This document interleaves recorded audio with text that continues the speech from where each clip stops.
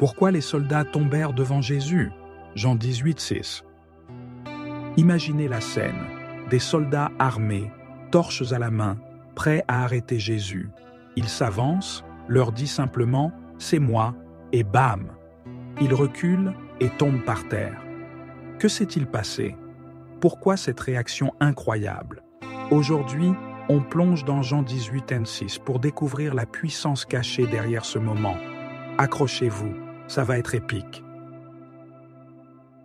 Une nuit tendue. Remettons-nous dans l'ambiance. On est dans le jardin de Gethsémane, la nuit où Jésus va être trahi. Judas arrive avec une bande de soldats romains et de gardes du temple. Ils ont des lanternes, des armes, ils sont prêts à en découdre. Jésus, lui, sait ce qu'il attend. Il ne fuit pas, il ne se cache pas. Il s'avance et demande calmement « Qui cherchez-vous » Ils répondent « Jésus de Nazareth ». Et là, il lâche « C'est moi ». En grec, c'est « ego eimi », « je suis ». Et c'est là que tout bascule.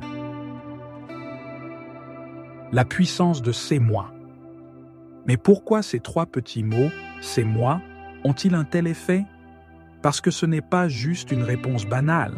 Ego eimi, c'est la même expression que Dieu utilise dans l'Ancien Testament en Exode 3,14. Je suis celui qui suis.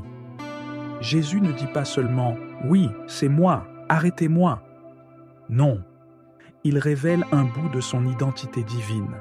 Ses paroles dégagent une autorité, une puissance qui dépasse l'humain. Et les soldats, ils ne peuvent pas encaisser ça. Ils reculent, ils tombent. C'est une bombe spirituelle qui explose sous leurs yeux. Pourquoi sont-ils tombés? Alors, pourquoi ils tombent, concrètement? 3 raisons majeures. La gloire divine. Quand Jésus parle, un éclair de sa majesté divine jaillit. Ses soldats, armés jusqu'aux dents, sont terrassés par une force invisible. Son autorité totale. Jésus montre qu'il n'est pas une victime. Il contrôle tout. Il aurait pu les balayer, mais il choisit de se livrer. C'est lui qui décide, pas eux. Un choc spirituel. Même ces gars, qui n'étaient pas là pour prier, ressentent quelque chose. Crainte, émerveillement, face à Jésus, ils ne peuvent que s'écrouler. C'est comme si la puissance de Dieu leur disait « Vous ne m'arrêtez pas, je me donne ». Qu'est-ce que ça veut dire? Ce moment, c'est plus qu'un fait divers. Il révèle des vérités énormes. Jésus est souverain. Même menacé, il domine la situation. Son arrestation, c'est son choix pour nous sauver. Sa puissance reconnue. Ses soldats, sans le vouloir, témoignent de sa divinité. Ça préfigure Philippiens 2,10. Un jour, tout genou fléchira devant lui.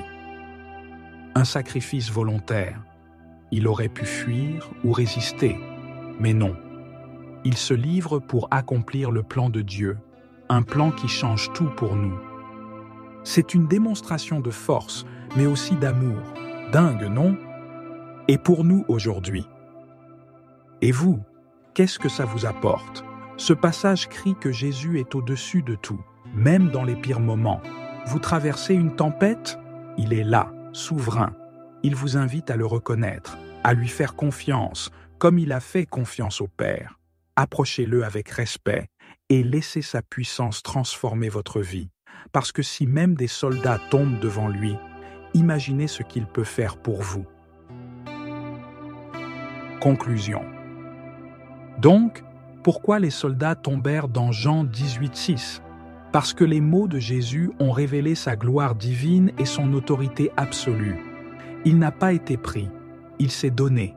Et ça, c'est le cœur de l'Évangile. Alors, qu'en pensez-vous? Laissez un commentaire, abonnez-vous pour plus de vidéos comme celle-ci et partagez pour qu'on creuse ensemble la Bible. À très vite.